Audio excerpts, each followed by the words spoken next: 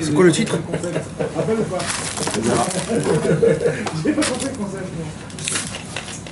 Tov les Chaverim. Bezrat Hashem. Enfin, la réfoua chez les mains de Yaakov Ben Claris. Yaakov Ben Claris. Et Esther Stelabatrana. Et tout l'homme Israël qu'ils ont besoin, tous nos enfants, nos femmes, nous-mêmes. Bezrat Hashem, tout l'homme Israël qui sont partis. Bezrat Hashem. Non. Tout l'homme Israël. On va faire Bezrat Hashem tous ensemble. On essaye de réunir nos cœurs dans l'amour, dans la prospérité, dans la fraternité. D'essayer tous ensemble, avec toutes nos volontés, d'essayer de créer une prière à Hachem, une tfilat kabir. La Kadosh Baruch Hu puisse nous donner des paroles du Otsar Matnat Rinam qui est dans le Lev Haelyon Bezrat Hashem. Amen. Et que le Tzaddik qui puisse nous parler à nous du fait qu'on ouvre ces livres et que grâce à ça, la lumière de Rabbeinu, elle peut nous éclaircir. Amen.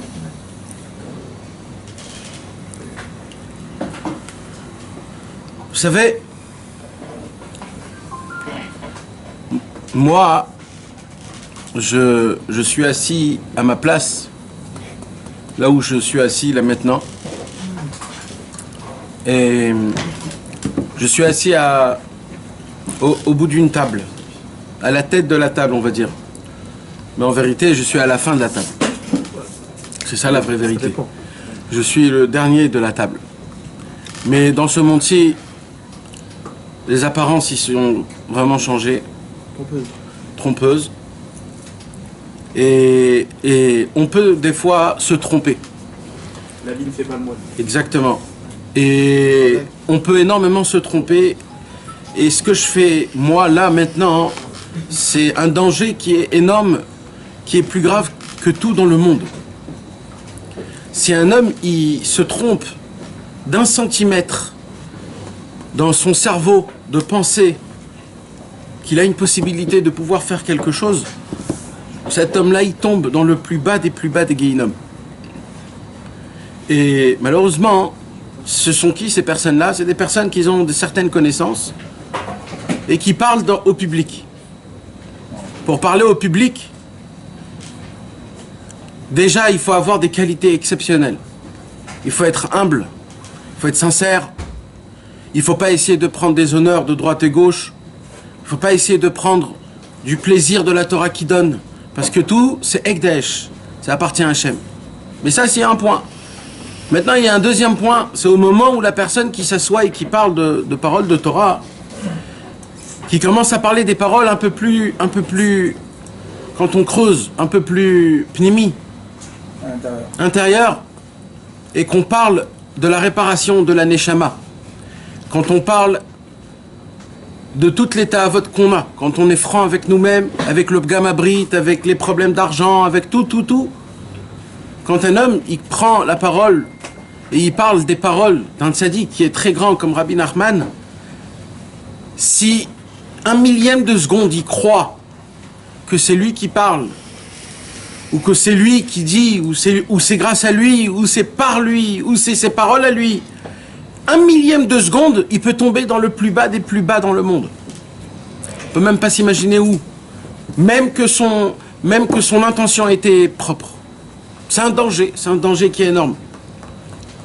Et c'est pour cela que normalement, chez les vrais Chassidei Breslev, depuis toutes les années, depuis tout le temps, depuis que Rabbeinu est parti de ce monde, ce travail-là de parler en public et d'apprendre la Torah et d'expliquer la Torah de Rabbeinu, ce travail, personne ne le voulait. À chaque fois qu'il y avait quelqu'un qui devait parler, il se fuyait. Il fuyait. Mais il se fuyait, Béhémet, pas... non. Il fuyait. Il partait de la synagogue pour pas qu'on leur demande... Il fuyait. Pourquoi? Parce que c'est tellement... C'est un travail qui est tellement puissant, c'est une lumière qui est tellement grande, que si la personne, elle fait pas passer le message avec une pureté et une sainteté, ça peut dégringoler et arriver dans des endroits qui sont très très très sales. Je vous l'ai déjà dit, Rabbi Israël Cordonneur a écrit dans les lettres, il a écrit « Personne au monde peut parler de la grandeur de Rabbi Nachman. Personne au monde peut dire le nom de Rabbi Nachman. Personne peut dire ce nom-là. C'est un nom qui est kadosh. Comme les noms de Dieu, on ne peut pas les dire. Pareil, Rabbi Nachman, c'est un nom qui est kadosh.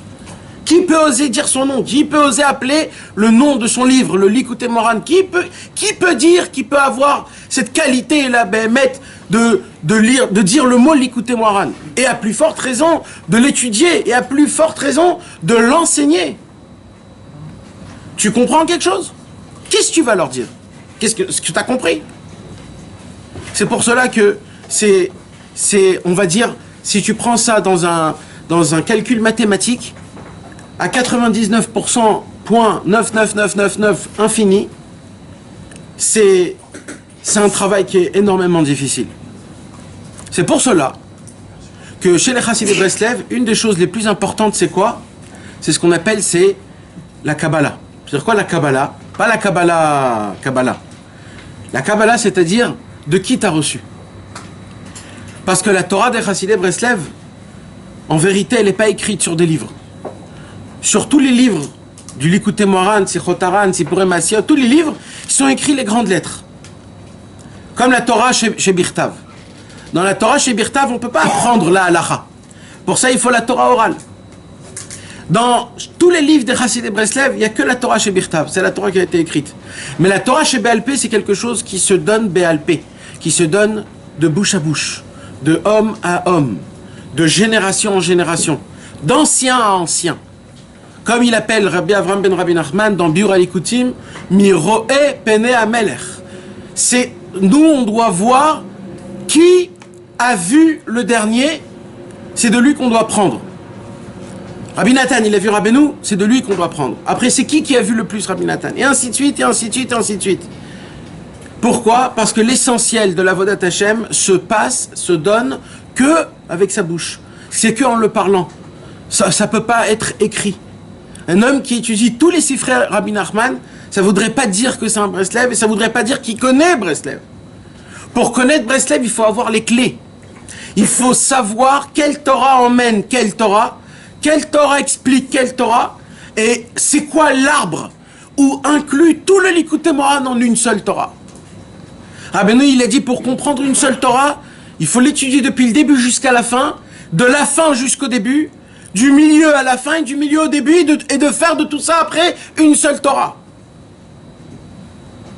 Pas de dire ce qu'il y a écrit, de donner tous les développements que Rabbeinu a dit.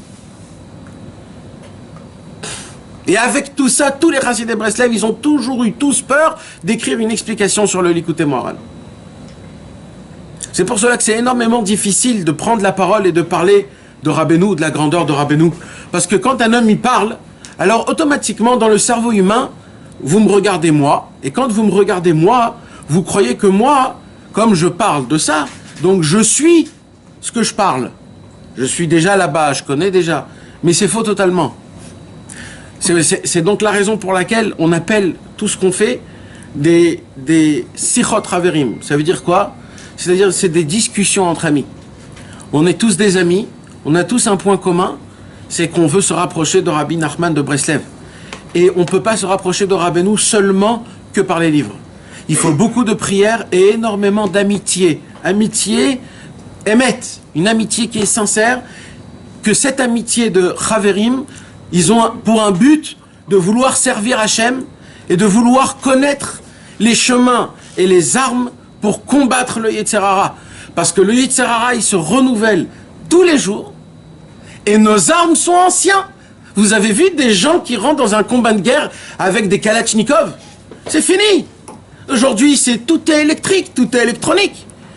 La Torah de Rabbeinu, elle a été conçue d'une manière que chaque instant, chaque moment, son arme, elle se renouvelle et elle se rend meilleure. Quand Rabbi Nachman de Breslev, il nous a parlé tellement contre, par exemple, les passions sexuelles. Normalement, d'après la force de Rabbeinu, vous savez que quand Rabbeinu il était vivant et qu'il y avait quelqu'un qui venait, que ça soit le plus grand rachat possible du monde, dès qu'il entendait quelques paroles de Rabbeinu, cette personne devenait un tzaddik. Tellement il avait des hirouré tchouva, tellement il regrettait, il faisait teshuva, il disait pardon Hachem. Tellement Rabbeinu, il avait une force de persuasion et de rentrer dans la neshama et de lui faire un lavage totalement jusqu'à qu'il pleure toutes ses larmes. Apparemment, cette force, elle existe encore dans les livres de Rabbeinu. Et nous, notre travail, c'est d'aller chercher cette puissance. Parce qu'on ne peut pas sortir dehors et tomber dans le Gamabrit en regardant à droite, à gauche, quand on a des sifrés Rabbeinu. On ne peut pas continuer à tomber dans la Ta'avat Achila quand on a encore les sifrés Rabbeinu. Les Kélim, ils sont ici, les amis. Les Kélim, les armes, ils sont là. On les a, les armes. Il faut juste savoir les manier. Tu donnes une arme exceptionnelle à quelqu'un, il ne sait pas le manier, à quoi il sert. Le travail, c'est qu'on doit le manier, on doit les chauffer, on doit tirer avec. Mais le problème, c'est quoi? C'est qu'on n'en pense pas. D'où vient le fait qu'on n'en pense pas? Comment ça se fait que ça... Je m'en fous. Je sais que là, je vais sortir dehors, je vais pas garder mes yeux, et je vais regarder des choses qui sont pas tsniout, ou alors je vais penser à des trucs qui sont pas cachers, ou à manger, tomber dans la ta'avat achila. Comment ça nous fait plus mal? Comment ça nous pince pas? Comment ça nous embête pas qu'on n'arrive pas à prier une belle prière? Limite, c'est un poids qui est énorme. Limite. Pourquoi on doit vivre de tel? Vous croyez que la Torah, c'est une misère? La Torah, c'est un esclavage. La Torah, c'est la simcha la plus grande au monde. Aujourd'hui, j'ai lu une lettre de Halim Letroufa. Ça m'a fait péter un cap dans mon cerveau. Toute la journée, j'ai rien pu faire tellement que c'était puissant, cette lettre que j'ai lue. Rabbi Nathan, il reçoit une lettre de Rabbi Yitzhak, son fils. Où son fils lui dit, tu sais papa, avec tous les problèmes que j'ai, si c'est matériel, si c'est spirituel, j'essaye quand même de me renforcer, et toute la journée, je me rappelle de la Torah de Hazamra. Comme ça, il dit Rabbi Yitzhak. Et toute la journée, il dit Rabbi Yitzhak, je me contente que ce matin, j'ai mis les téphilines. Et il lui dit, et papa, et aujourd'hui, j'étais tellement content que j'ai mis les téphilines, que j'ai dansé de joie. Vous savez, c'était qui Rabbi Yitzhak, mes amis? C'est Rabbi Yitzhak qui vient aujourd'hui dans ce monde. Il brûle le monde. Rien qui vient dans ce monde-ci. Il brûle le monde. Rabbi Yitzhak, c'était pas un homme simple. C'est un homme qui étudiait matin, midi, soir. Il faisait chatzot, il faisait mikvé, il faisait bodédout, il était au Oved Hashem, il était tout. Et c'était quoi la chose qui se contentait? C'est qu'il a mis les téphilines le matin. Et il s'est dit, pour service divin, je vais remercier Hachem comme si c'était un cadeau exceptionnel que ce matin j'ai mis les téphilines. Je les ai mis, mes téphilines. Est-ce que c'est une petite chose de mettre les téphilines? Rabbi Nathan reçoit cette lettre. Il lit la lettre. Rabbi Nathan, il lit la lettre. Tellement, vous savez, à l'époque, il n'y avait pas de téléphone, il n'y avait pas d'SMS. La seule possibilité de communication, c'était par des lettres. Dès que tu recevais une lettre de ton fils, c'était en fait, tout ce qu'il a écrit, c'était ce qui s'est passé il y a 2 semaines. Parce que le temps que ça venait, il y avait 2 semaines qui passaient. Il y avait un décalage de fou. Donc, Rabbi Nathan, tout de suite, il n'attendait pas, tout de suite, il se mettait à écrire. Et qu'est-ce qu'il lui écrit dans la lettre? Rabbi Nathan. Qu'est-ce qu'il lui écrit dans la lettre? Mon fils, qu'est-ce que je suis content. Qu'est-ce que je suis content que tu commences enfin à m'écouter. Que tu as la possibilité de te rendre joyeux, pas de grandes choses. Parce que c'est facile d'être joyeux quand tu gagnes des grandes choses. Rabbi Nathan, il dit, la joie, elle doit être dans des toutes petites choses. Et toi, au lieu de te rendre joyeux, qu'aujourd'hui, Baruch Hashem, t'as fait Bodedou, t'as fait Chatzad, t'as pris la chose la plus simple, la plus petite, que tout le peuple juif y fait. Mettre les tefs le matin. Et tu t'es dit, c'est pas pachout. Je l'aimais parce que j'ai la simcha, je suis content. Il lui dit, je suis tellement content que t'as une simcha que t'as dansé, que t'as mis les téphilines le matin. Et là, Rabbi Nathan, il lui dit, mais c'est pas comme ça qu'il faut se conduire. Rabbi Nathan, il répond ça. C'est pas comme ça qu'il faut se conduire, il lui dit. Alors comment il faut se conduire? Rabbi Nathan, il lui dit, c'est pas parce que t'as mis les téphilines le matin que tu dois chanter et danser. Il dit, Rabbi Nathan, c'est tous les mouvements que t'as fait avant de mettre les téphilines pour mettre les téphilines. Quand tu as pensé de mettre les téphilines et que tu t'es levé, tu dois chanter et danser aujourd'hui, tu t'es levé pour aller mettre les téphilines.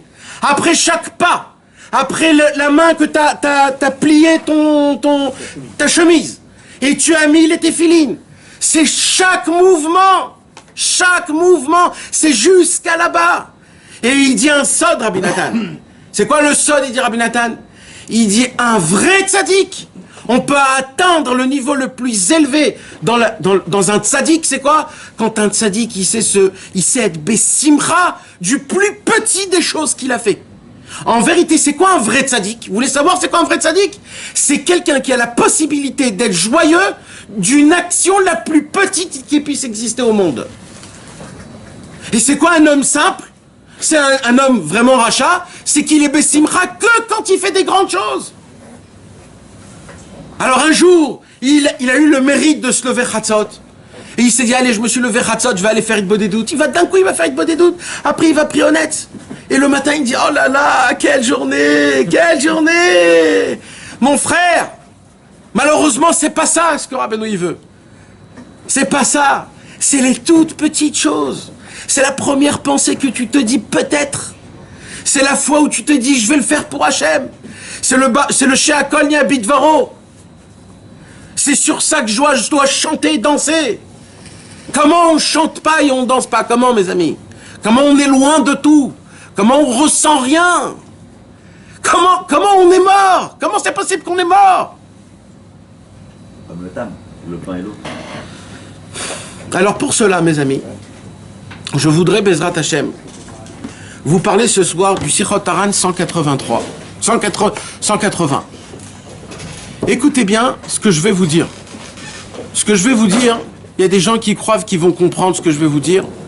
Il y a des gens qui croient, qui connaissent déjà ce que je vais dire. Mais si c'est comme ça que vous allez écouter, vous allez tout rater.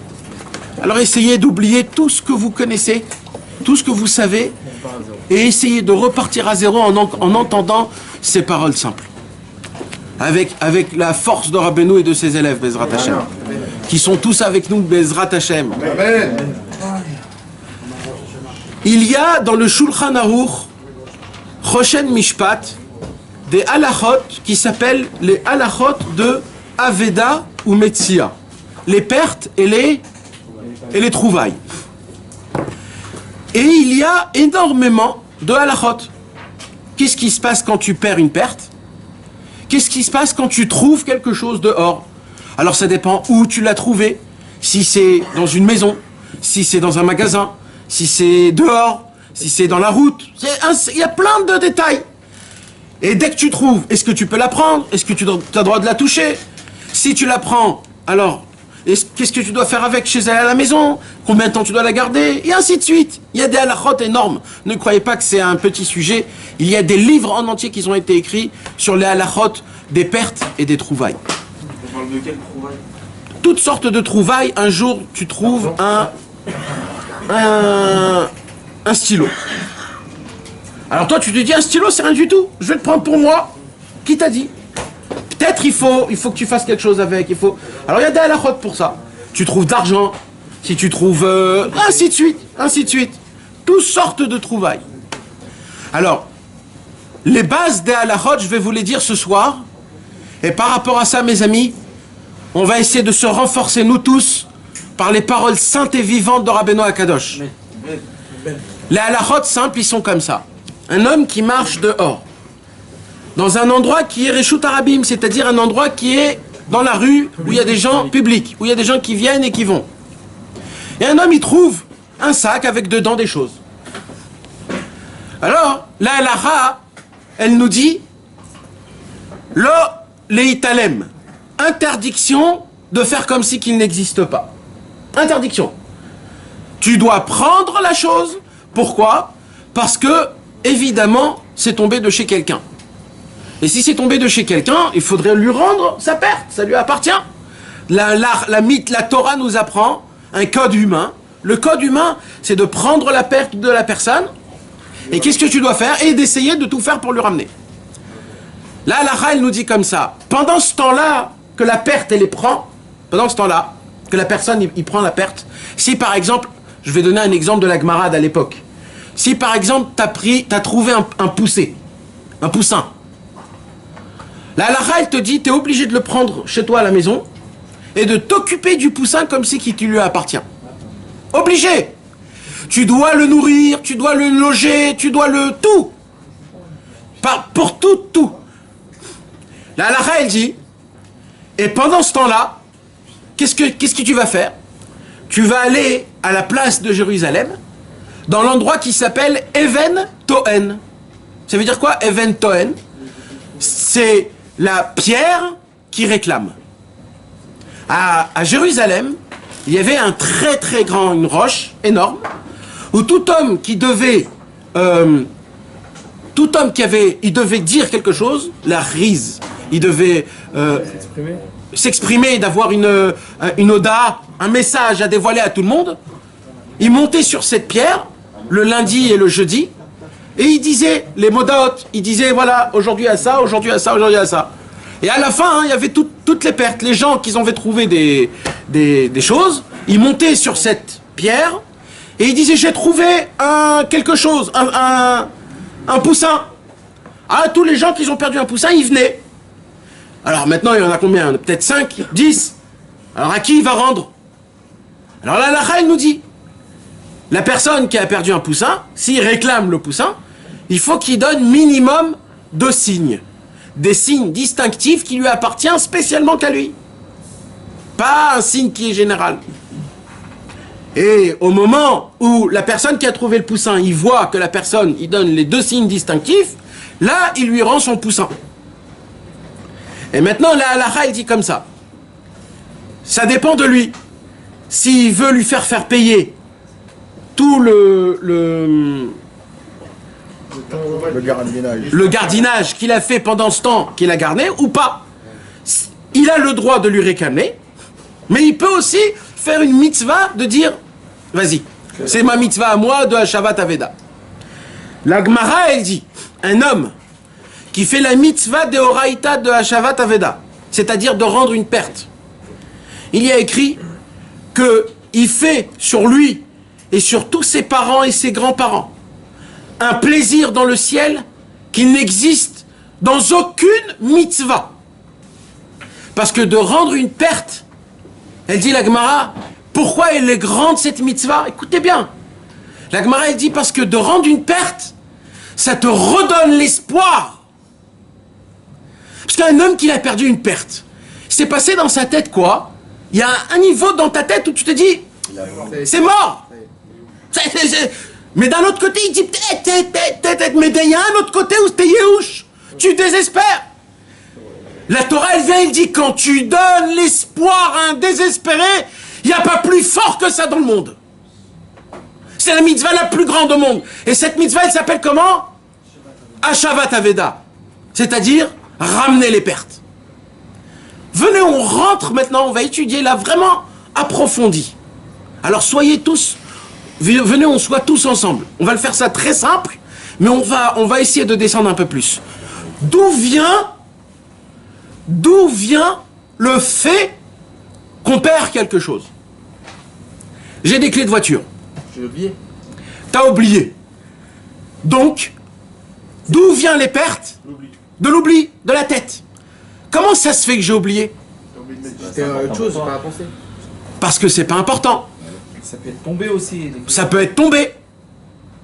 Mais si c'était important, tu peux pas, ça peut pas tomber. Tu fais pas tomber une bague. Donc, la racine de la perte, elle est où? Dans l'oubli. C'est-à-dire dans ta tête de l'oubli. Alors maintenant, écoutez bien. D'où vient l'oubli? On rentre encore plus dans les profondeurs. D'où vient l'oubli? Non. Comment c'est venu pour la première fois? La Gemara nous raconte dans Masechet Nida. La Gemara pose comme question, c'est quoi l'endroit pour l'homme le meilleur au monde qu'il n'a aucun problème? Sa chambre. Là-bas. Sa maison. Woman. Son lit. Travail. Le moment où il était dans le ventre de sa maman. Au moment où un homme, il est dans le ventre de sa maman, l'enfant, il regarde du bout au monde, depuis le début du monde jusqu'à la fin du monde. Il y a un malach qui est au-dessus de lui et lui apprend toute la Torah. Il lui apprend le but de la création du monde. Il lui apprend tout. Et à la fin, l'ange, il vient et il lui dit 3 choses. Il lui dit, voici le but pour lequel tu es venu dans ce monde. Et là, qu'est-ce qu'il lui fait montrer le malach? Il lui fait montrer lui, dans une vie, s'il réussit la vie. La perfection. Après, il lui dit maintenant, je vais te dévoiler tous les ustensiles et les armes pour arriver à ce but. Et là, l'ange, il lui fait montrer réellement toutes les qualités, toutes les forces, toutes les puissances qu'il a pour atteindre ce but. Et le 3e chose qu'il lui dit, il lui dit, jure sur le nom de Dieu que tu vas tout faire pour devenir cet homme. Et l'enfant, il jure sur le nom de Dieu qu'il va tout faire pour arriver à cet homme-là. L'ange, il lui dit, avant que tu descends dans ce monde-ci, rappelle-toi une chose. Il lui dit quoi? Il lui dit, parmi des milliards de spermatozoïdes, t'es le seul qui a gagné et que t'es devenu un homme. T'as gagné une guerre de 1 milliard de personnes, tout seul. Rappelle-toi que t'as toutes les forces pour combattre le combat.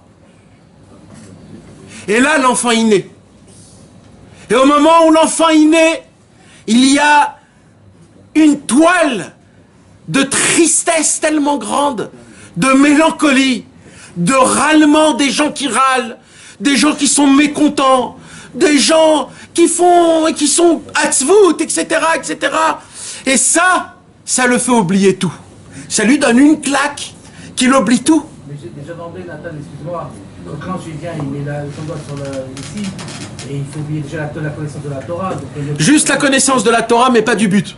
Je comprends bien, mais nous, notre but à nous aussi, c'est quoi? C'est tous les jours de retrouver cette Torah qu'on a perdue, en fait, pas qu'on a perdue, mais qu'on a oublié, qu'on nous a fait oublier. Notre but, on est venu dans ce monde, il dit Rabbi Nathan, pour un seul but, c'est quoi? De chercher c'est quoi notre but et c'est quoi nos armes pour arriver à ce but. Tout ce que tu fais dans ce monde-ci, c'est que ça le but. Et comment Rabbeinu, il appelle ça? Rabbeinu, il appelle ça la plus grande perte qu'on a eue au monde.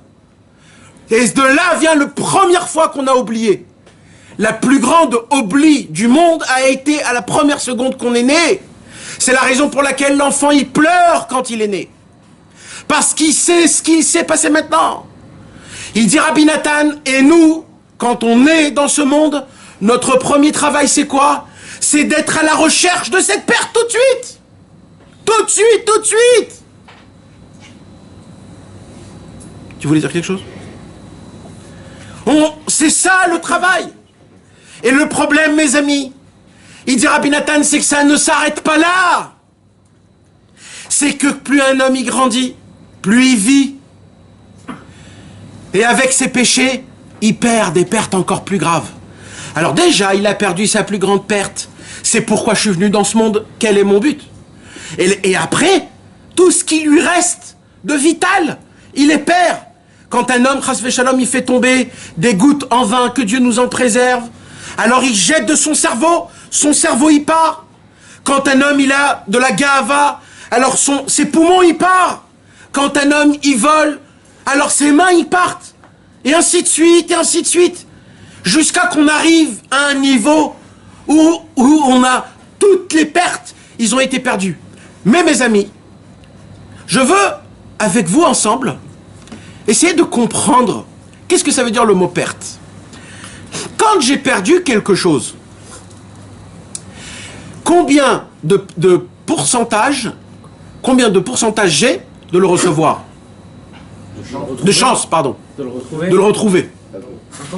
50-50. Peut-être oui, peut-être non. Nahod? Oui. Il a fait. Mais vous savez, ça c'est faux. Parce que ça, c'est à une condition que quoi? Que tu te rappelles que tu as oublié, que tu as perdu en fait. Et toujours, tu essayes de regarder un peu là, peut-être ici, peut-être là, peut-être ici, peut-être là. D'accord? Donc un mec un jour a perdu son portefeuille. Il avait plein de trucs très importants dedans. Cet homme-là, au tout début, il a combien de chances de retrouver son portefeuille? 90%. Pourquoi? Parce qu'il vit tellement sa perte qu'il va tout faire pour la ramener. Maintenant, un homme... Oui, bien sûr, sur le moment. Maintenant, imagine-toi, c'est un truc... Il y a un truc dedans que... Pour lui, c'est sa vie, d'accord? Pour lui, là, il y a 99% qui va le trouver. Pourquoi? Parce qu'il est tellement acharné qu'il va tout faire pour que ça le ramène. Limite, il va bouger le monde. Top. Maintenant, s'il a perdu une balle de tennis, combien de chances il a de retrouver la balle de tennis? On va dire que s'il a une balle de tennis, c'est qu'il aime jouer au tennis, et qu'apparemment c'est une balle un peu importante, on va dire 20, 25, 30%, d'accord? Mais ça c'est vrai, à quel niveau? Si ce soir, il s'en fout de la balle de tennis, c'est 0%. S'il n'y a pas de match... Il n'y a plus rien. Par contre, donc il a en fait 24 heures, un cadeau de 24 heures de peut-être retrouver cette balle. Maintenant, tout ce que je viens de vous dire, c'est à une condition. Quelle condition? Que tu te rappelles que tu as oublié, que tu te rappelles que tu as perdu quelque chose. Mais qu'est-ce qui se passe quand tu as oublié que tu as perdu quelque chose? 0%. Il n'y a même pas de pourcentage. Ça s'appelle même pas une perte. Le bébé que t'as dit, il se rappelle de rien de toute façon. Hein? Le bébé, il se rappelle de rien. Ouais, il se rappelle de rien. Il oublie. Il se rappelle de rien. Ouais. Ok, attends. Comment on fait pour se Attends. rappeler? Attendez les amis. Laissez-moi juste. Parce que là, je suis pas arrivé. Je vais arriver avec vous dans un endroit, mes amis. Où je vais arriver. Écoutez-moi bien, c'est important. C'est pas compliqué, c'est hyper simple. Si Chas Shalom, un homme, il a fait un péché. Grave. Un vrai péché très grave. Il se rappelle que ce péché-là, quand il avait fait, il avait 8 ans. Aujourd'hui, il a 35 ans. Comment il se rappelle quand il était enfant de 8 ans? Parce que c'est un très grave péché. Donc ça l'a marqué. Mais maintenant, un enfant, qu'un jour, là, il n'a pas fait attention, il a mangé entre le lait et la viande. Il avait 8 ans. Il va se rappeler de ça? Pourquoi? Parce que c'est pas important. Mais mes amis, ça c'est une perte. Vous savez que ça, c'est une perte. Le fait qu'il a mangé de lait et de la viande. Dans le ciel, il y a quelqu'un qui doit payer. Il y a un truc qui s'est passé, il y a un trou qui s'est passé. Il y a un dégât qui s'est passé. Ce dégât, il fait jusqu'à aujourd'hui des dégâts.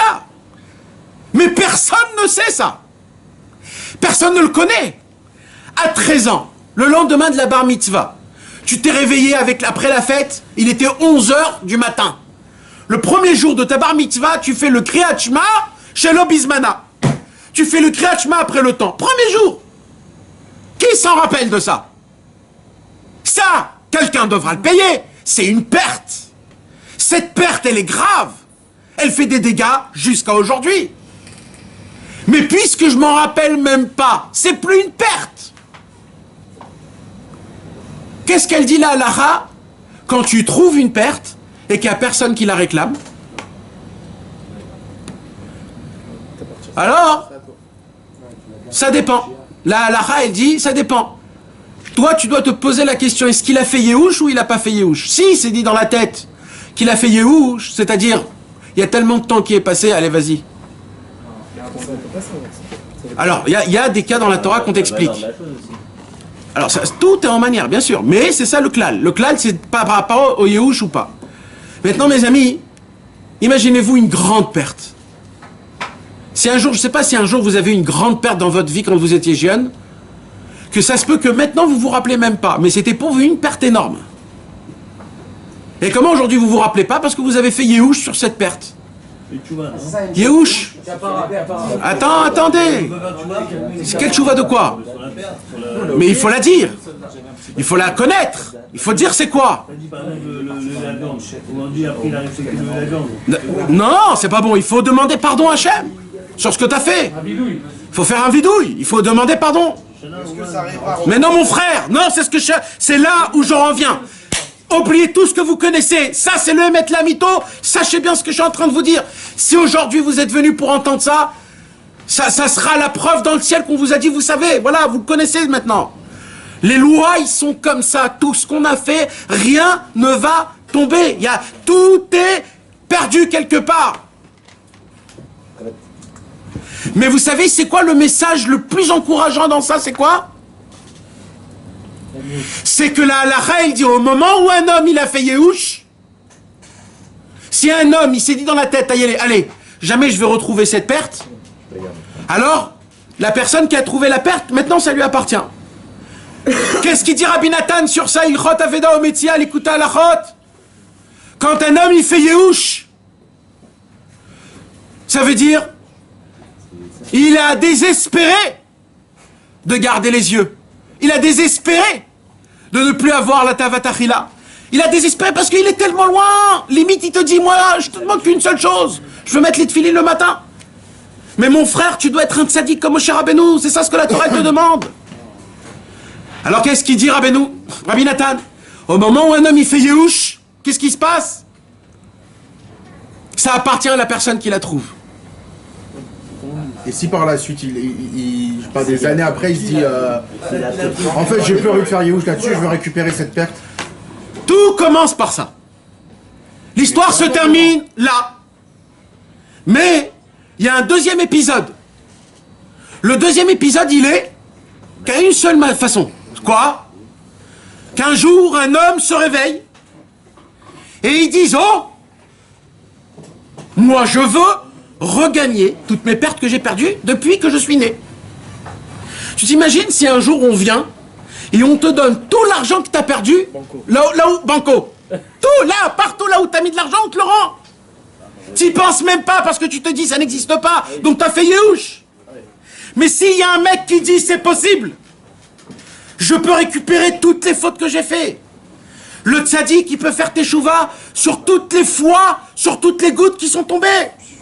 Sur toutes les pensées que j'ai eues, sur toutes les fois où j'ai mangé comme un goinfre. S'il y a un mec qui dit « je veux ça », là c'est pas pareil. Tout change. Là, Rabbeinu, il commence sa Torah, Torah Likutei Moharan, numéro 188. La Torah commence, Da, sache.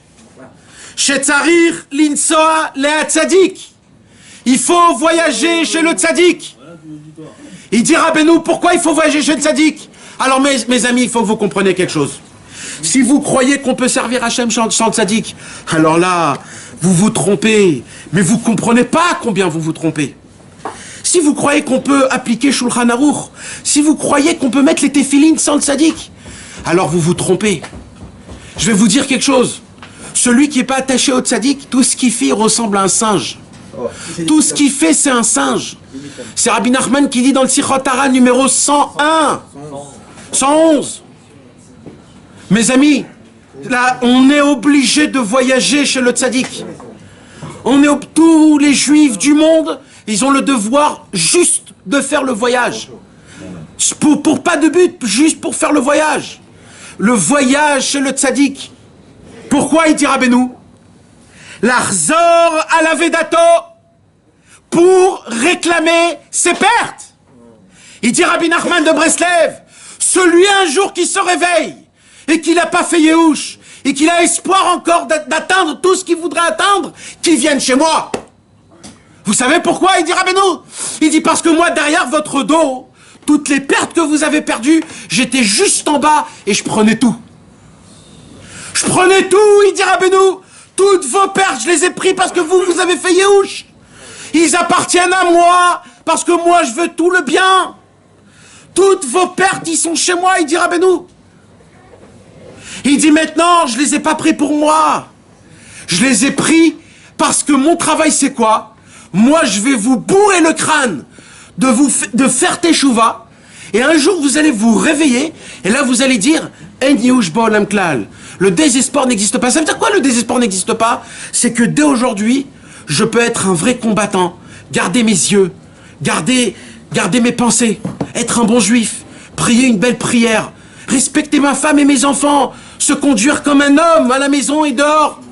Oui, j'ai encore espoir d'être un bel homme, un bon homme comme il faut, un combattant. Malgré que j'ai encore des envies de regarder des séries, et des films, et des Facebook, et tout. J'ai toutes les envies. Mais par-dessus tout, j'ai encore espoir qu'un jour, j'arriverai à le faire. Rabbeinu, il dit, ah, tu t'es réveillé? Alors quand un homme, il a perdu une perte, où il va? Dans la grande roche à Jérusalem. C'est quoi la grande roche de Jérusalem? C'est la pierre tombale, c'est la Even Ashtia, la pierre, comment ils appellent ça? La pierre qui pleure. La pierre, et là-bas, Rabbeinu Akadosh, il dit aujourd'hui, la puissance de la Even Ashtia, c'est qui? C'est le tzaddik. Dans le tzaddik aussi, il y a une pierre tombale. Il faut aller dans cette pierre tombale et dire, j'ai perdu des pertes. Parce que, il y a une mitzvah de chayav le'achriz. Ça veut dire, comment on dit l'achriz? L'obligation d'annoncer. Al-pi halacha, c'est très grave. Si un homme il a trouvé des pertes et qu'il dit pas qu'il a trouvé une perte. Un homme il a trouvé un vélo, il l'amène chez lui à la maison, c'est très grave s'il dit pas j'ai trouvé des pertes. Alors Rabbeinu il vient dans le monde, il descend après 5000 ans, il descend dans ce monde et il se tient sur la pierre. C'est quoi la pierre? C'est sur ce globe. Et il dit j'ai trouvé toutes les pertes du Ham Israël. Parce que c'est moi le plus grand des tzadikim. C'est moi le plus grand de tout le monde. Je suis venu parce que je veux vous rendre vos pertes. Je le fais pas parce que j'ai de la gahava. Je le fais parce que c'est une halakha. Un homme qui trouve une perte, il faut le déclarer. Je viens dans ce monde pour déclarer ma grandeur. Et par rapport à ma grandeur, vous allez comprendre que toutes vos pertes, ils sont chez moi. Mais le problème, unique problème, c'est quoi? C'est l'oubli. Quand tu oublies tes pertes, tu réclames pas tes pertes. Et quand tu réclames pas tes pertes, tu essayes de servir Hachem et t'arrives pas. Tout c'est dur. Pourquoi? Parce que tu as des armes. Mes amis, on a la force de tous les soirs se lever Chatzot. On a la force. On a de la force. Vous savez c'est quoi la force? C'est pas juste la force. On a la volonté et l'ambition. On l'a, elle existe en nous. Mais on l'a perdue. Vous savez comment on l'a perdue? Quand on a commencé à s'habituer à regarder des films. Au moment où on s'est habitué à regarder des films, l'envie de se lever Chatzot, elle est partie. Alors maintenant, comment on fait? J'adore les films. J'ai envie de regarder des films. C'est très dur de faire Chatzot au lieu des films. Eh ben, cette volonté, on l'a perdue.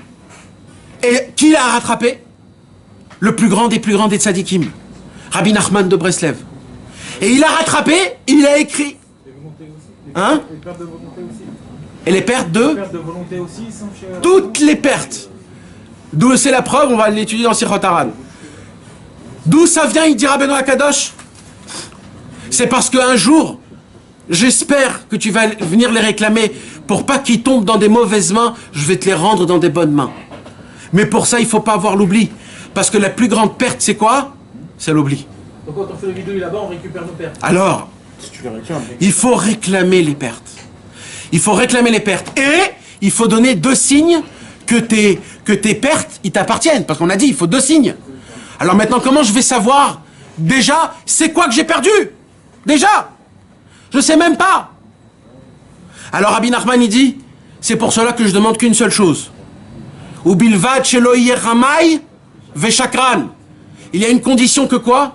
Que la personne, quand elle vient demander ses pertes, qu'elle soit sincère et pas un rusé. pas un tricheur. Parce que juste réclamer les pertes. Rabbi Nachman de Breslev, j'ai appris que tout ce que j'ai perdu, il t'appartient maintenant. Parce que moi j'ai fait Yehush. Eh ben je le dis maintenant que je fais pas Yehush. Et la Lacha, il dit, quand tu fais pas Yehush, ça ne t'appartient pas, tu dois me les rendre. Alors Rabbeinu, je t'en supplie, rends-moi mes pertes. Même si je sais pas c'est quoi. Même si je sais pas c'est quoi. Jusqu'à maintenant, on a étudié un level de Hashavat Aveda. Mais il y a un deuxième level. Ça veut dire quoi? Tu demandes à Rabbeinu de donner Khatsas? Non, en général, tes pertes. Tes oublis en fait. Tout ce qui est, tous tes oublis. Pourquoi? Pour en faire quoi? Pour que grâce à ça, tu puisses appliquer le but pour lequel tu es venu dans ce monde. On a dit que toutes les pertes, ce sont les armes pour que tu puisses arriver à ton but. Tant que t'as pas tes pertes, t'as pas de but. Tu fous rien dans ce monde. Tu fous rien. Même si tu sers Hachem. T'as fauté. Voilà, c'est ça. T'as fauté. Chaque jour un nouveau jour, on redémarre, boum. Je vais refaire par la suite. Si t'as fait tes chouvas, y a pas de problème. Mais si t'as pas fait tes chouvas, Tu récupères. une perte c'est quelqu'un qui a pas fait tes chouvas. On a dit une perte c'est quoi? C'est quand tu oublies. Et c'est une sorte de youch de se rappeler du passé. Pour faire tes chouvas, jamais. Parce que c'est ça l'inverse du Yehush. Je me rappelle pour demander pardon, demande pardon, je l'efface. Rabbi Nachman, dans notre Sichot Haran, Sicha 180, il parle et il dévoile. Vous vous rappelez ce que je vous avais dit dans la Torah 188? Dans la Torah que là-bas je vous ai dit que le monde est obligé de voyager chez moi parce que c'est chez moi qu'il y a toutes vos pertes. Nulle part autre que chez moi. Tous vous devez venir. Breslev, pas Breslev, vous devez tous venir chez moi vous réclamer vos pertes. Il dit, je vais vous apprendre quelque chose que normalement je ne dois pas vous apprendre. D'ailleurs, ce que je vais vous dire, vous n'allez pas le comprendre. Mais je vais vous le dire quand même. Comme ça, il dira, non. Écoutez bien. Alors n'essayez pas de comprendre, parce qu'on ne peut pas comprendre. Mais, écoutez. Pas Machat. Un jour, Rabbi Nathan raconta que Rabbeinu l'a appelé. Et Rabbeinu, il lui dit, Rabbi Nathan, il lui dit, Ayom, aujourd'hui, Nir'a li malach chadash. Aujourd'hui, j'ai vu un nouvel ange. Pour que vous puissiez comprendre, avant que je continue, Rabbeinu a dévoilé dans le Likutei Moharan, Torah numéro 1 de la deuxième partie du Likutei Moharan, où là-bas Rabbi Nachman dit qu'un homme est venu pour but de gouverner sur les anges. Rabbeinu Akadosh, il a dit, dans certaines paroles, qu'il gouvernait sur des anges. Vous comprenez? Vous comprenez de quoi on parle? Rabbeinu Akadosh, il gouvernait sur des anges. Il connaissait tous les anges. Mais là, Rabbeinu Akadosh, il a dit, là, j'ai vu une nouvelle catégorie d'anges, un ange, quelque chose qui n'existe pas. J'ai vu un ange qui n'existe pas, un ange puissant. Et il dit, Veyodé Hashemo. Et il dit, et plus que ça, je connais même son nom. Ça veut dire quoi, je connais son nom? Les anges, leurs noms sont en fonction de leur mission. Donc quand il dit je connais son nom, ça veut dire qu'il sait c'est quoi cet ange, qu'est-ce qu'il fait. Veyesh Tartav. Et il dit, et cet ange, c'est un super grand général, qu'il a, ce général, des milliers d'anges que lui, il les gouverne. Veyesh Tartav Memunim. Maintenant, tous ces anges-là, qui sont sous ce grand général d'anges, ils ont tous dans leurs mains des énormes chauffards. Des énormes chauffards. Vem, et tout leur travail, c'est quoi? Vem Tokin Tekia. Et d'un coup, ils commencent à sonner du chauffard Le premier son, le son simple. Ta. Va'achar teroua. Et après, il sonne un deuxième coup de chauffard. Lequel coup de chauffard? Le troisième. Va'achar chozrim vetokim tekia. Et après, tous ces anges-là, ils ressonnent du chauffard le son simple. Et au moment où ces trois sons sortent, ils prennent leur chauffard et avec ça, ils creusent. Ils creusent et ils creusent et ils creusent. Et ils demandent et ils cherchent tous les pertes du Ham Israël. Tout ce qu'on a perdu. Parce que tout ce que je vous ai parlé maintenant, c'est de notre vivant, de notre vie. On a oublié des péchés qu'on a fait quand on était tout petit, ou etc. Mais maintenant, imaginez-vous, on connaît même pas le nom de notre arrière-grand-père. À plus forte raison ce qu'il a fait, à plus forte raison les péchés qu'il a fait. Comment moi je peux faire teshuva si par exemple mon arrière-grand-père a fait quelque chose de mal, je veux faire teshuva pour lui. Comment je peux faire? Je peux pas. Pourquoi? Parce que c'est perdu. C'est perdu. Je connais pas. Qu'est-ce qu'on va faire de ces gens-là? Pendant des millénaires de juifs qui ont perdu des pertes et des cadeaux et des cadeaux et des cadeaux et des cadeaux énormes. Imaginez-vous, c'est le plus grand trésor qui puisse exister dans le monde. Aujourd'hui, il y a des pirates qui sont prêts à payer des milliers de dollars pour aller dans des mers, pour trouver des trésors. Un trésor d'un roi. Là, je vous parle, mes amis, des trésors de centaines de milliers de milliards d'âmes juives pendant des millénaires qui ont perdu des pertes et qu'il y a un seul tzaddik dans le monde que auparavant personne n'a dit des choses pareilles, que c'est lui, le tzaddik Rabbi Nachman de Breslev, que cet ange est venu là devant ce tzaddik et il lui a dit voici ton armée. L'ange a dit à Rabbeinu voici ton armée, tous ils auront des chauffards. Et c'est à ce moment-là même, il dit Rabbi Nathan dans l'Ikuta Alachot, il Rotzfirata Omer, où il a compris que Akadosh Baruch Hu lui a donné Ouman Rosh Hashanah. Parce que tout le travail d'Ouman Rosh Hashanah, c'est de sonner du chauffard. Il dit Rabbi Nathan, quand on sonne du chauffard à Rosh Hashanah, on fait réveiller toute cette armée d'anges, et aussi il sonne du chauffard, et il commence à chercher toutes les pertes du Ham Israël depuis la création du monde. Et ils viennent le donner à qui? Au patron de celui qui fait Rosh Hashanah. C'est qui fait Rosh Hashanah? Rabbeinu HaKadosh. Et tout ça, ça se fait à Rosh Hashanah.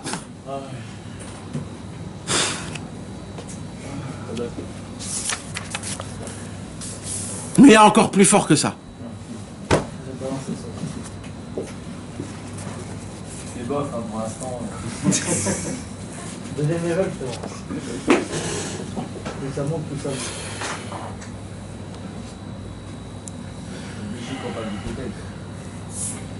Un jour, un Chaver est venu chez Rabbi Israël. Et il a lu cette sikha devant Rabbi Israël. Et il lui a dit, Rabbi Israël, peut-être c'est le Petzadik Yudke, cet ange. Rabbi Israël lui a fait comme ça.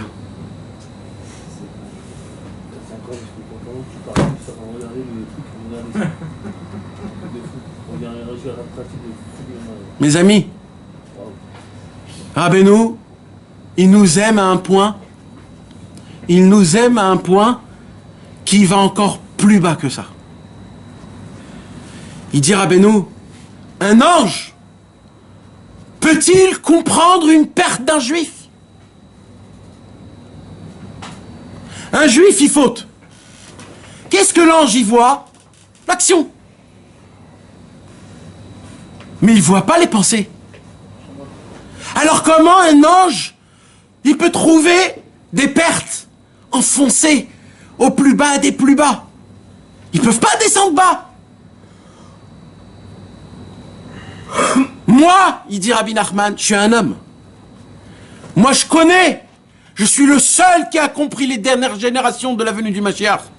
Je suis le seul qui connaît le tohu vavohu qu'on vit aujourd'hui à cause de l'internet et de cette pourriture qu'il y a dans ce monde.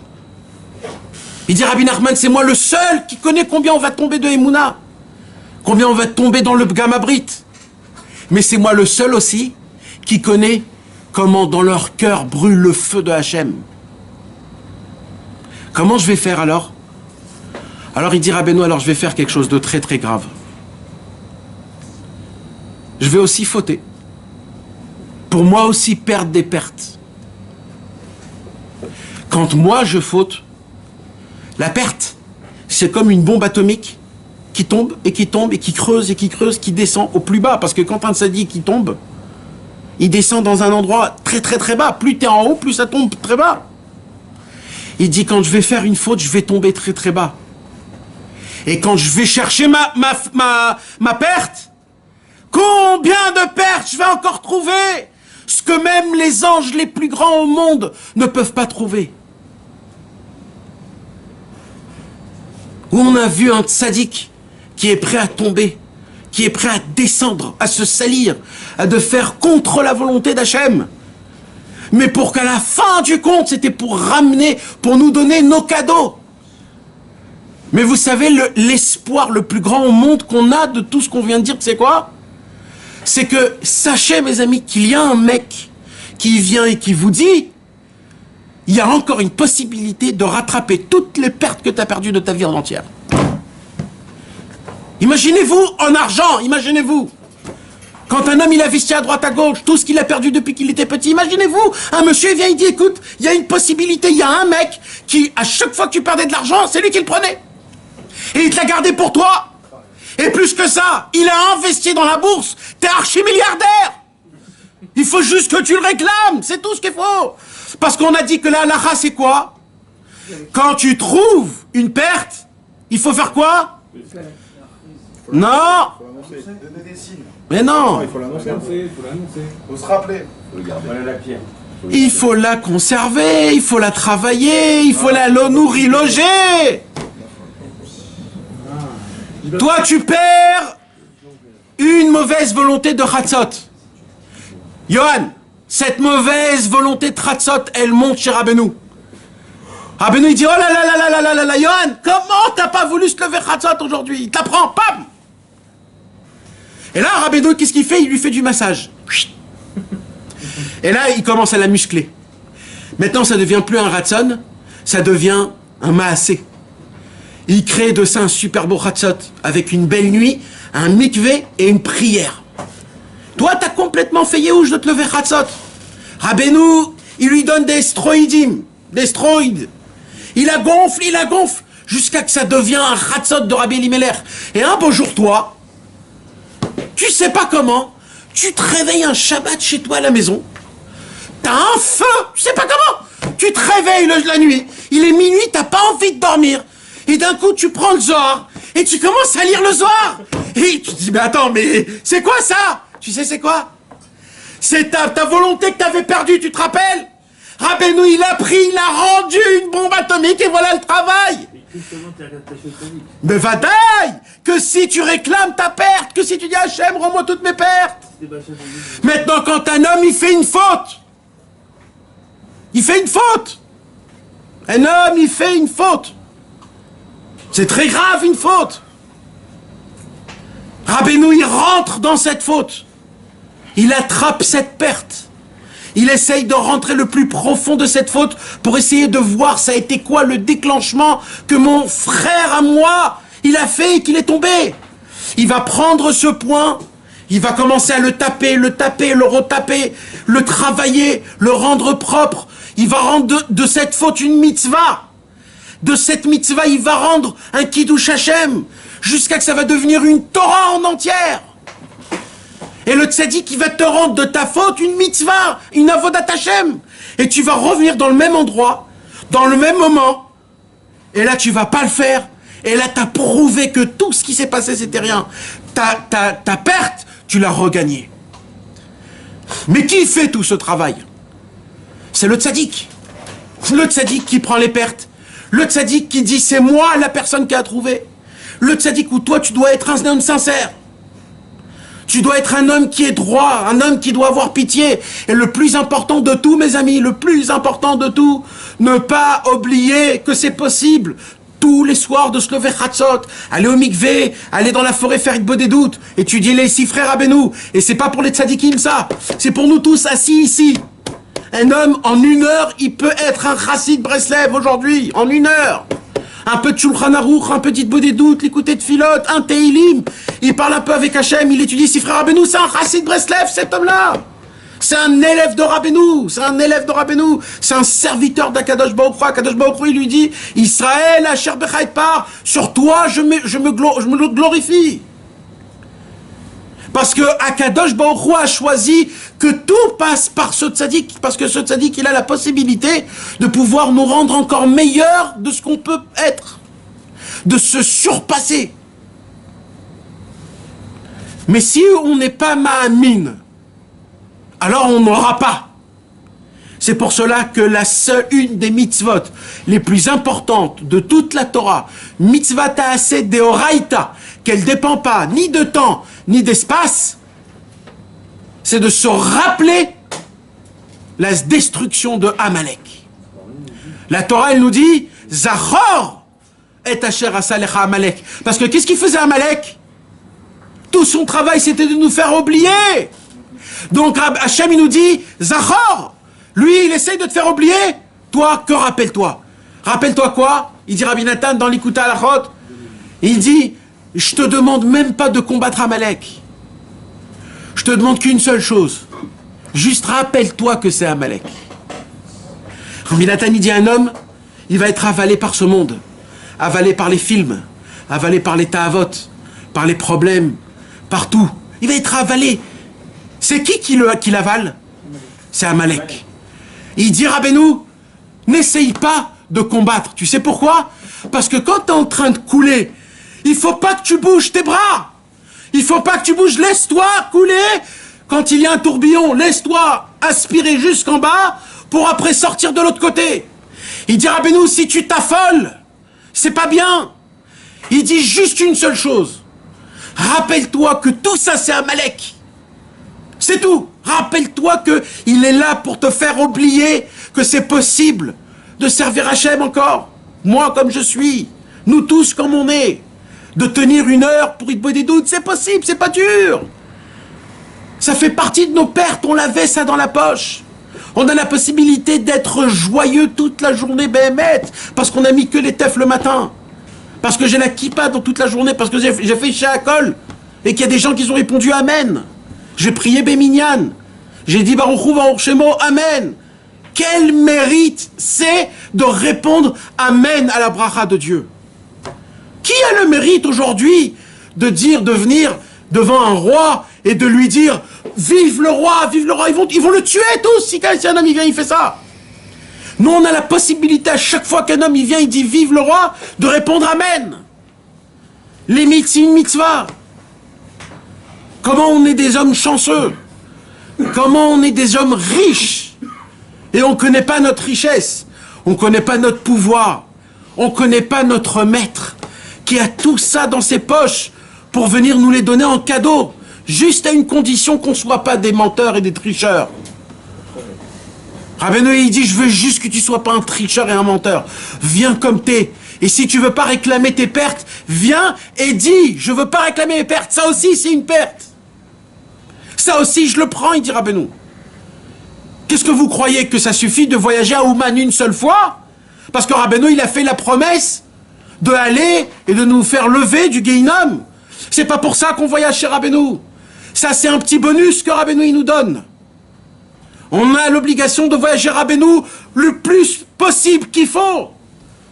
Le plus possible, quand tu as une occasion, voyage chez Rabbeinu tout de suite. Si tu ne peux pas voyager chez Rabbeinu, va au Kotel.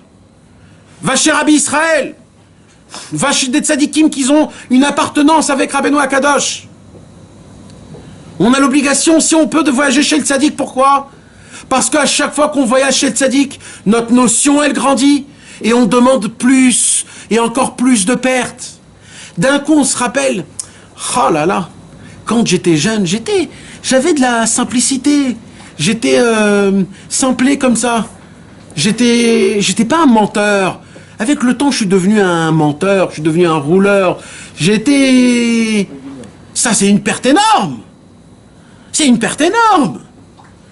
T'as la possibilité de la réclamer chez Rabbeinu. Rabbeinu, où elle est ma tmimout et ma pchitout quand j'étais petit. Quand on était tous petits, on était contents de tout. On pouvait jouer avec du ketchup, se mettre partout du ketchup et rigoler comme si on avait gagné 100 milliards. Où c'est ça? Si on l'a fait, c'est que ça nous appartient encore. Mais on a fait Yehush dessus. Qui veut aujourd'hui être joyeux comme il était quand il était petit? Personne n'y en pense. Le fait est que t'en penses pas, c'est un Yehush. C'est une perte énorme. On est obligé de tout vouloir, tout depuis le début. C'est pour ça qu'Hachem nous donne des enfants, pour que les enfants nous rappellent comment on veut réclamer, comment on est. On les voit comment ils kiffent un verre d'eau, où dedans il y a des pois chiches, où dedans il a tout renversé, il boit ce verre pourri, et il kiffe ce verre. Il veut mettre le coca avec du lait, avec du jus de raisin, et il est content, il boit ce verre. Moi-même, même le voir, je peux pas le voir. Où elle est cette simplicité? Un jour, tu viens et tu te mets du lait avec du coca, avec du jus de raisin, et tu bois. Et tu dis, c'est top niveau, c'est super bon, ça. Si on l'a fait, on l'a encore. Si tu le veux pas, t'as fait Yehush dessus, et c'est très grave. Rabbeinu, il peut te donner cette simplicité. Quand Rabbi Israël, il est venu à l'hôpital, à la fin de ses jours, quand on l'a obligé de l'emmener à l'hôpital, et qu'on lui a fait un RMI, je sais pas comment ça s'appelle, le IRM sur le cerveau et sur tout son corps. Alors, le docteur, il est venu, il a appelé un autre docteur des Haverim, qui était aussi un cardiologue. Il lui dit, est-ce que vous voyez ce que je vois? Le docteur, il regarde, il dit, oui, c'est quoi? Il dit, ça, c'est le cerveau de Rabbi Israël. Il dit, c'est pas possible. Il dit, oui, c'est le cerveau de Rabbi Israël. Comme ça, le docteur va montrer le diagnostic du cerveau de Rabbi Israël. Il y a un diagnostic, mes amis, c'est qu'en fur et à mesure qu'un homme, il vit dans sa vie, le cerveau humain, petit à petit, il se ferme en lui-même. Il se ferme en lui-même, il se ferme jusqu'à qu'un homme, son cerveau ne fait plus sortir de liquidité, et il se sèche et il se ferme en lui-même.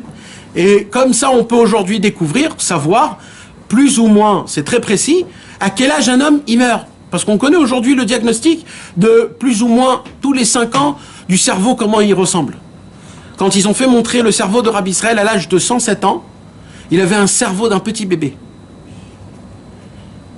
Je crois même que la personne, il a encore le diagnostic, mamash, le tzilou, mais le diagnostic expliqué par le docteur de la radio de Rabbi Israël. Rabbi Israël, qu'est-ce qu'il a fait? Rabbi Israël, lui, il a dit à Rabbeinu, je veux rater aucune perte.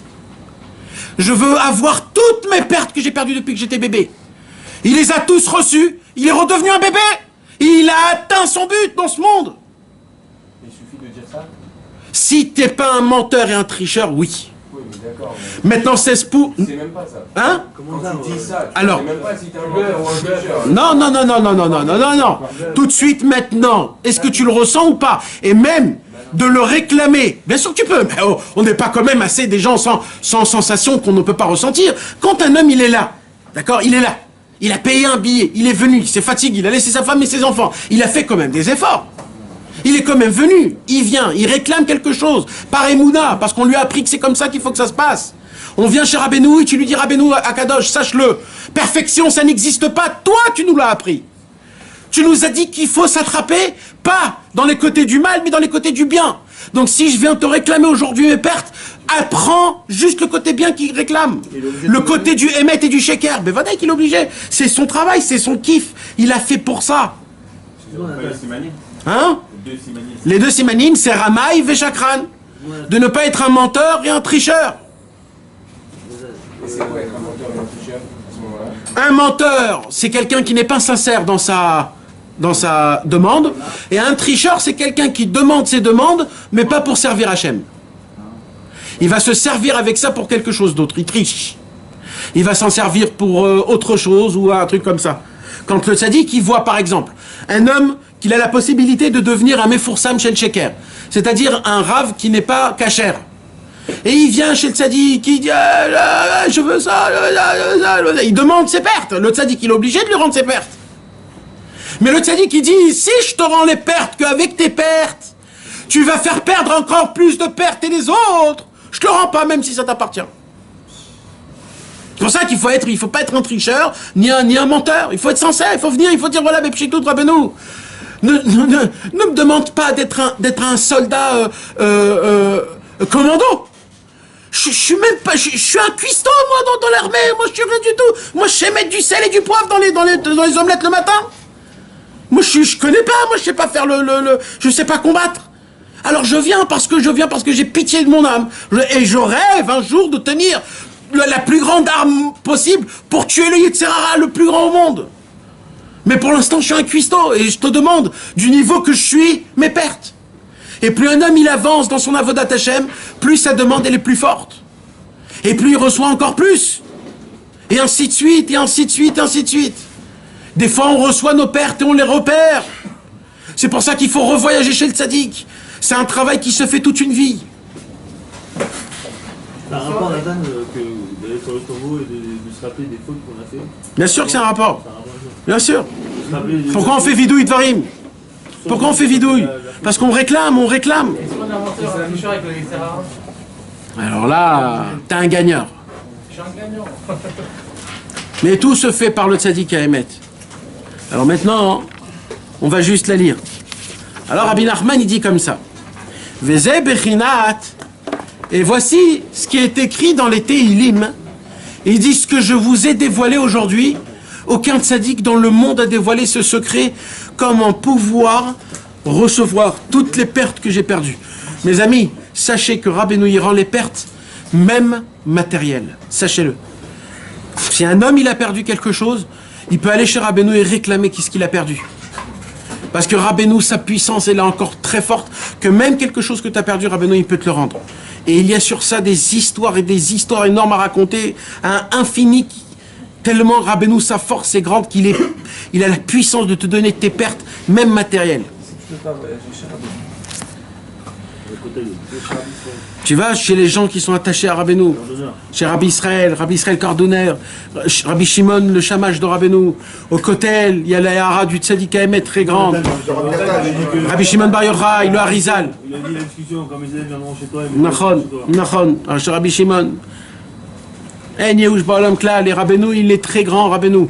Rabbeinu, il est tellement grand que tu as la possibilité, par ta volonté, ton cœur l'amener jusqu'à toi. Il dit Rabbeinu Akadosh, ce secret-là, je l'ai découvert, il est meroumaz, il a été allusionné dans le Tehilim numéro 112. À la fin du Tehilim, à la fin du 119, pardon, il y a écrit Ta'avat Reshaim Toved. Ça veut dire quoi Ta'avat Reshaim Toved? Ta'avat Reshaim, Ta'ava c'est quoi? Les désirs. Reshaim c'est quoi? C'est Reshaim? C'est des mécréants, des méchants. Alors quand un rachat il a des ta'avot, qu'est-ce qui se passe? Toved, c'est quoi Toved? Il perd des pertes. Il dit Rabbeinu, mais ce que les gens ne savent pas, c'est que si vous prenez les rachets tevot de ta'avat, reshaim, toved, c'est taf, resh, taf. Ça veut dire tarat. C'est quoi tarat? C'est les sons du chauffard. Tout. C'est les trois sons mamash que les soldats de Rabbeinu Akadosh, tous les malachs, ils font avant de chercher les pertes. Et il dit Rabbeinu, là où vous êtes tombés, c'est là-bas où moi je suis pour déjà relever déjà.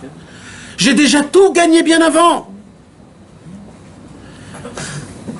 Véliféamim, il dit Rabbeinu, mais il y a plus haut que ça. Parce que des fois, Atzadik, Be'atzmo, Shemechape, Sachar Avedot, quand le tzaddik lui-même, il veut chercher des pertes, les pertes qu'il a fait, que nous on a perdues, ou Be'atzmo, Ved Lifamim. En cherchant les pertes, lui-même, il perd des pertes. Quand le tzaddik, il doit donner, il doit être là à des moments spéciaux, etc., où il ne peut pas faire ce qu'il doit faire. Rabbeinu, il a dit, j'ai la possibilité de monter dans des niveaux exceptionnels chaque seconde. Mais je vous ai vous. Je dois rester avec vous. Je dois vous éduquer. Je dois vous faire grandir, vous faire pousser. Mais vous restez encore, donc vous m'empêchez de monter encore. Ça, c'est une avéra d'un tzaddik. Quand il a la possibilité de découvrir Hachem, mais il le fait pas parce qu'il veut le faire, parce qu'il veut nous rapprocher de nous. Et il dit, Rabbeinu, et à cause de ça, je dois être avec vous. Et le tzaddik, il doit descendre là où on est. Quand un homme, il faut qu'il sache. Surtout si c'est un chassid Breslev qui est attaché à Rabbeinu. Rabbeinu Akadosh, il descend directement au moment où on fait la faute. Il est là. Et il attend. Il nous regarde. Si on fait, il prend la perte. Il est là, le tzaddik. Dans quel endroit on amène le tzaddik? Dans quel endroit on doit lui faire goûter nos délires? Où on l'amène, le tzaddik? Quelle honte on doit avoir à Ouman, à Rosh Hashanah, quand on vient? Quelle honte! Il est partout là où dans tous nos délires. Mais il faut se rappeler une autre chose. Il est partout dans nos belles, bonnes volontés, nos actions, le feu qu'on a. C'est lui-même qui dit, tout ça c'est rien, parce que je connais le plus profond de toutes tes avérotes, je le connais. Si tu veux être un vrai tzaddik, un vrai chassid, mais t'as été Yehush, t'as fait Yehush. Alors juste écoute-moi, juste ouvre les livres, juste sois attaché avec moi. Chaque seconde, il dira Rabbeinu, il suffit qu'un homme se rappelle de moi, on devient tout de suite comme un enfant qui est né. Vous croyez à cette parole ou pas? Rabbeinu l'a dit, il suffit qu'on pense à moi, vous devenez comme un enfant qui vient de naître. Im choshvim bi naasim kitinok shenolad michadash.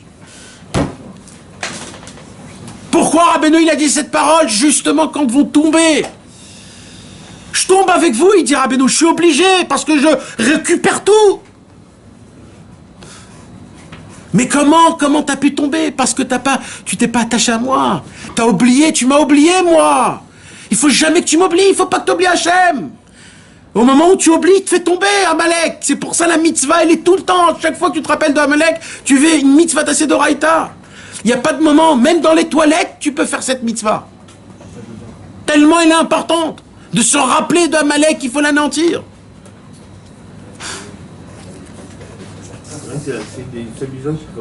Nachon.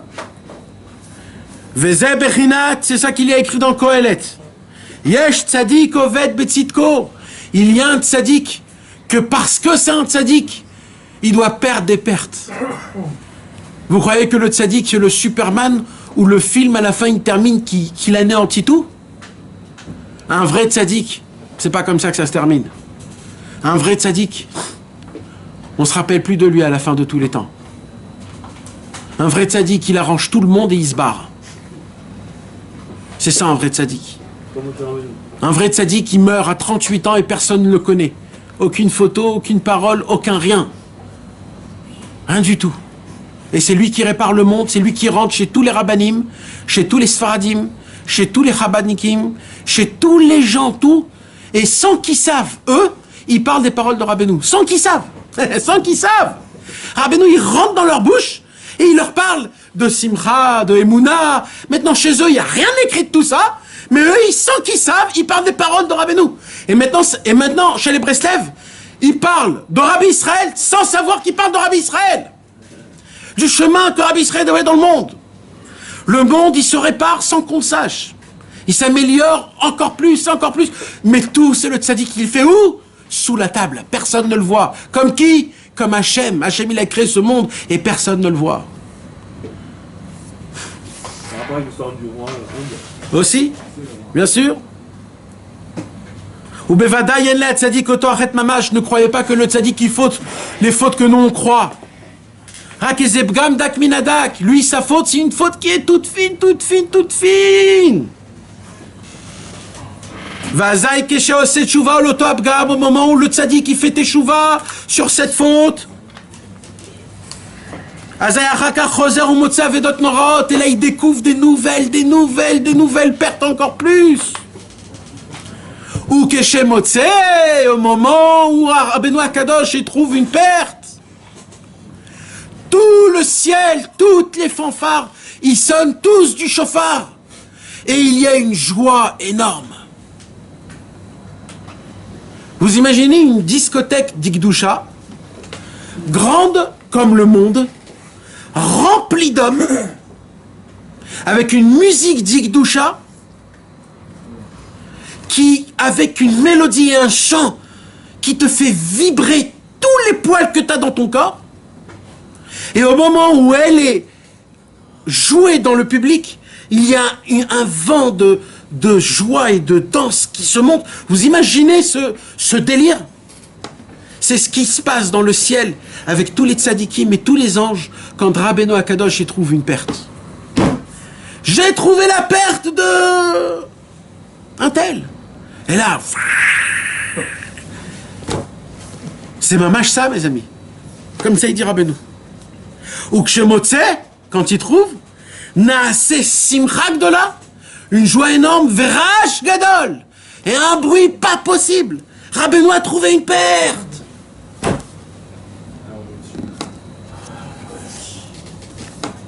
Vamaraz. Et il a dit alors, chez Kaché Meod Liot Mekabel, c'est très difficile de recevoir. Ou Kefi Anireu, Rabbi Nathan il dit, j'ai pas compris ce que Rabbi Nathan il a dit, c'est très difficile de recevoir.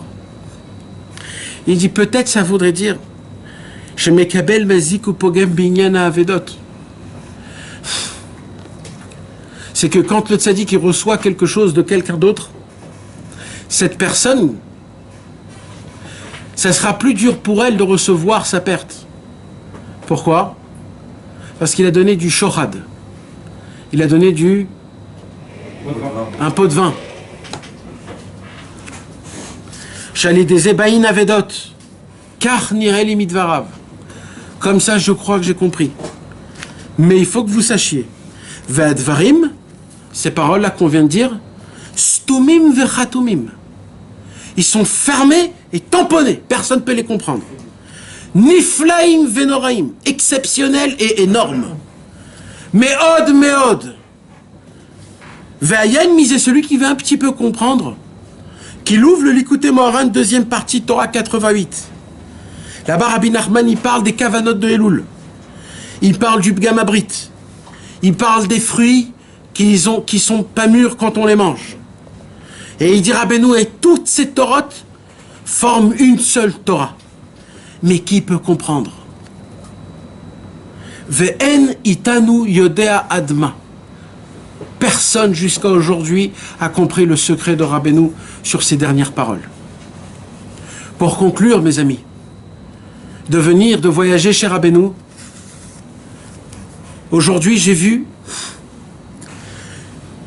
des gens à la radio qui parlaient, est-ce que c'est permis de voyager à Ouman d'après la halakha?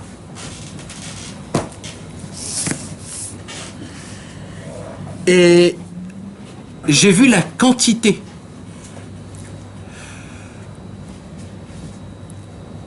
d'excréments possibles qu'un homme peut sortir de sa bouche.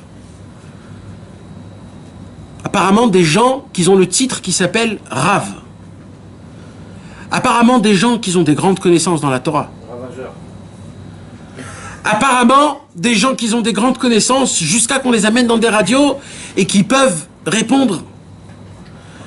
J'ai vu comment un homme, il peut se tromper dans sa vie, toute une vie en entière, et aller dans le chemin inverse total du Hémet. C'est une perte pour lui.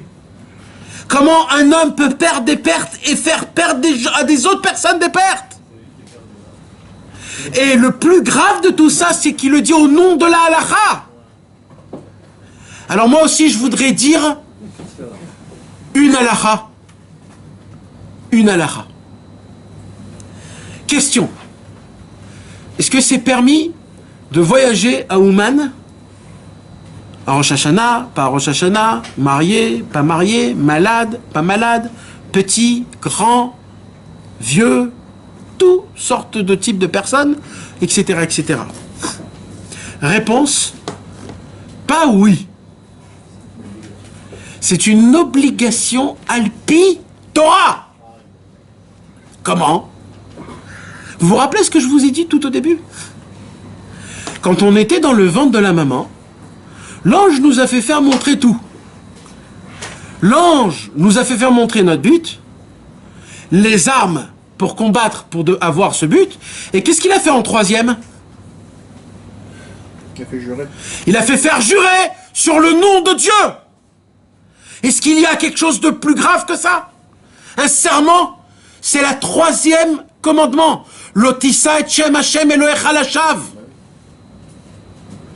Rabbeinu, il dit, quand tu es né, t'as perdu ta plus grande perte, c'est quoi? Ton but et tes armes. C'est qui les a? C'est moi. Si tu veux pas transgresser le serment que t'as fait, t'es obligé de venir à Ouman. Al-Pi Alacha, sinon, tu transgresses la troisième parole des 10 commandements, tu ne jureras pas pour rien. Celui qui voyage pas chez le tzaddik, il transgresse la troisième parole des 10 commandements. 2 secondes. Maintenant, celui qui dit qu'il a des autres tzaddikim, trouvez-moi un autre tzaddik qui fait ce travail. Parce qu'on n'est pas obligé d'être des Breslev, on n'est pas obligé d'être des religieux, on n'est pas obligé d'être des tzaddikim et des chassidim. Tout type de juifs, ils doivent obliger voyager chez le tzaddik pour recevoir leurs pertes. Parce que toutes les pertes, ils sont chez le tzaddik. C'est lui qui l'a dit. Personne ne l'a jamais remis en question. Il a toujours été considéré comme un tzaddik qui sort de là par tous les ramim de la Yadout. Personne ne l'a contredit. Et personne a dit que lui, il fait ce travail. Donc, il y en a un, il fait la seule mitzvah de quoi? Chayav l'achriz. Il fait la mitzvah, il se tient devant sa pierre tombale en disant « J'ai trouvé mes pertes !» Qui veut ses pertes? On peut aussi transformer ça en minag. C'est-à-dire? Chaque année, on y retourne. Si on dit qu'on inculque à nos enfants, à nos garçons de venir avec nous chaque année, on peut transformer ça en minag aussi. Donc c'est pas inadmirable d'aller à Ouman par rapport aux gens qui disent ça directement. Tu vois? Donc le minag il importe sur la, pas sur la femme, mais sur la visa. Minag, c'est... Bah apparemment, il y a des gens qui ne pensent pas comme ça. Moi, je pose une question par exemple par rapport à ça. Si c'est devenu un minag. Mais vadaï. Mais plus que ça, si un tzaddik qui t'a dit, ça devient une mitzvah. Parce qu'il y a une mitzvah qui a écrit Ve'asita kerol asher yorucha. La Torah nous apprend que tu es obligé d'écouter les rabbanim. Donc imagine-toi un tzaddik d'une grande envergure pareille, qui vient et qui te dit Akadosh Baruch Hu m'a donné le Rosh Hashanah à moi. Il m'a donné à moi ce grand ange qui trouve toutes les pertes. C'est moi qui fais Rosh Hashanah. Un homme qui vient et qui dit il faut pas voyager à Ouman, cet homme-là c'est le plus grand tueur du monde en entier. C'est pour ça qu'on doit se mettre à son niveau en nous répondant c'est un minag pour nous. Voilà, on y va, je comprends pas. S'il comprend pas la mitzvah, comment aller? C'est pour lui, il peut pas admettre, il connaît pas Rabbeinu.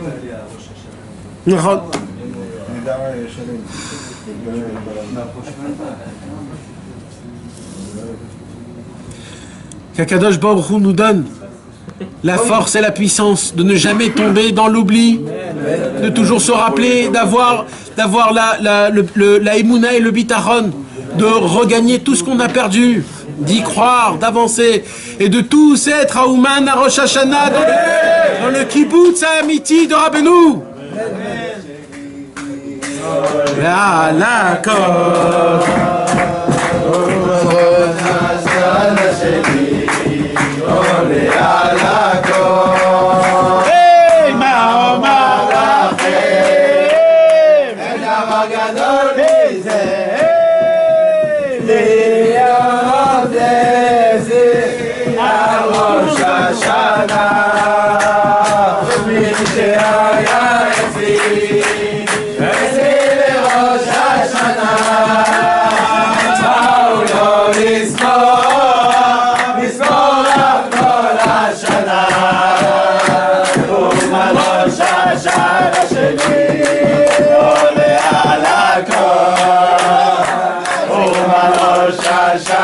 שלי עולה על הכל ואומר לכם אין דבר גדול מזה להיות אצלי על ראש השנה ומי שהיה אצלי לראש השנה